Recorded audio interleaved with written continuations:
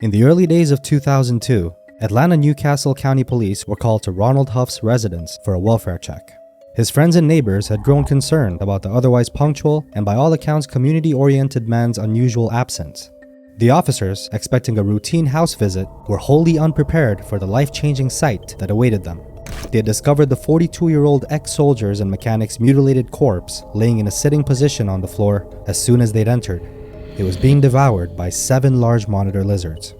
Hit that like and subscribe button if you're new. You're watching When Animals Attack. When the police arrived at Ronald Huff's home on that fateful day, they would be met with a sight that defied comprehension. A total of 7 large monitor lizards roamed freely throughout the house, their bodies covered in their owner's blood. They had been feasting on his corpse. Realizing that they were ill-equipped to handle the situation, the officers would then call for a team of experts. Now monitor lizards, scientifically known as Varanus niloticus, are renowned for their impressive size. The length of their head and body alone typically ranges from 21 inches for females to 25 inches for males, excluding their long, powerful tails, of course. But when considering their full length, it's a whole different ballgame, because when one includes the tail, some individuals have been known to reach extraordinary lengths. In fact, the maximum recorded total length of a Nile monitor lizard is a staggering 94 inches, or about 7.8 feet. This makes them one of the largest lizards in the world. Their formidable size, combined with their aggressive behavior and sharp claws and teeth, underscores the inherent danger that they pose, especially when it comes to keeping them as pets in a domestic setting, which means that these carnivores are definitely not your typical household pets. Huff's fascination with monitor lizards extended beyond simply keeping them as pets. He went to great lengths to replicate their natural feeding habits right in his home. In the wild, monitor lizards are known to be carnivorous, often found feeding on smaller animals, and Huff would cater to this natural dietary preference of theirs by feeding them raw chicken and mimicking the kind of meat that they'd consume in their natural habitats. But he didn't stop there. He also introduced Madagascar hissing cockroaches into their diet. These large insects, measuring about 2 to 3 inches long and native to the island of Madagascar, are known for their unique defense mechanism of emitting a hissing sound, hence their name, and they would go on to serve as a form of live prey for the lizards, adding an element of the hunt to their feeding routine. These unique feeding habits would go on to turn his home into a mini zoo, with lizards chasing after their prey, much like they would in the wild. A specialized animal removal team was then summoned to the scene, their arrival prompting a few sighs of relief from authorities and concerned neighbors.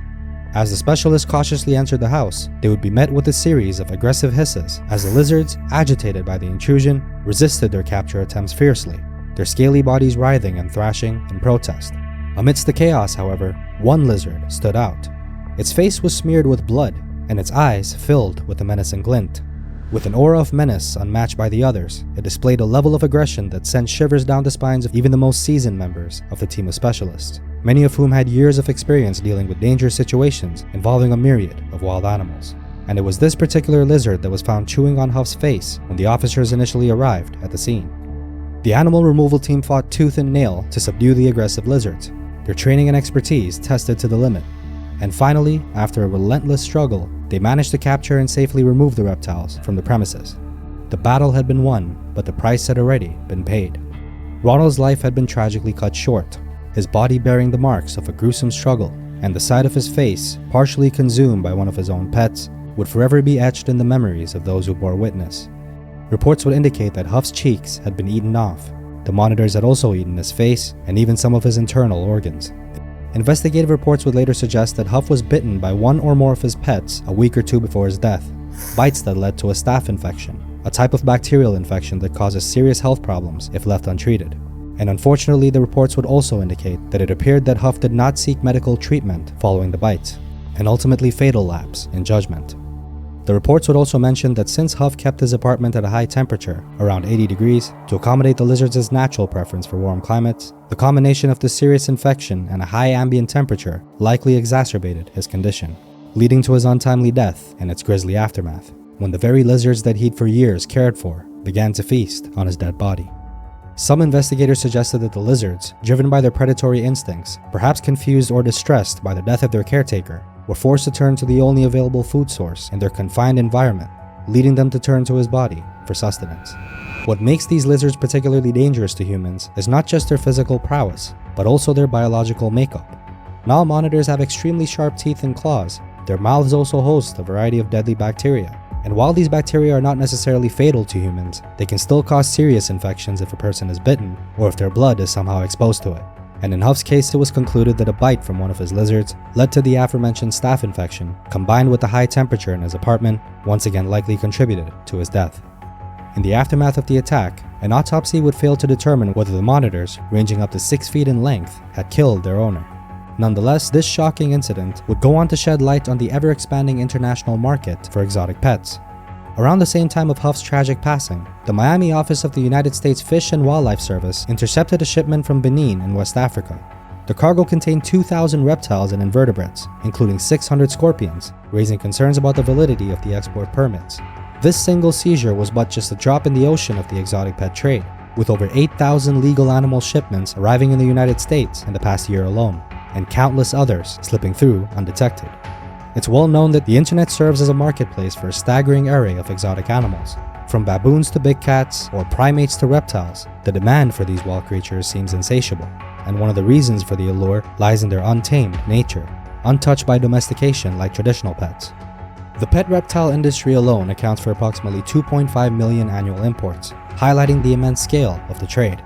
The estimated value of the entire industry, in fact, reaches tens of billions of dollars each year, making it a lucrative business. However, the ecological, social, and health costs associated with the trade are often overlooked, as the impact of exotic pet trade extends far beyond the financial figures. Habitat loss, species extinction, disruption of ecosystems, and of course introductions to pathogens also pose significant threats, and many animals perish even during the capture and transportation process, with mortality rates as high as 90% for some species during these events.